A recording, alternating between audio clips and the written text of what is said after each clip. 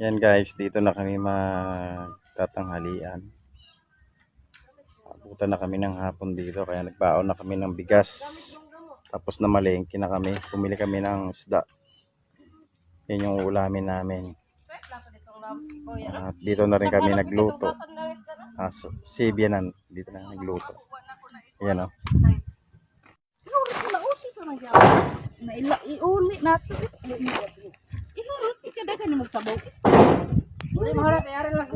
Hala, ilagay lahat. Ako na ang nangibot. Lapit ng maluto yung ulam namin. Nangibot daw mukha ni mama. Saan? Bakit? Anong nanghibot? Ano? Bumili pa daw kayo. Nahinay taon daw ko eh. Uulamin namin guys. Tanghalian namin.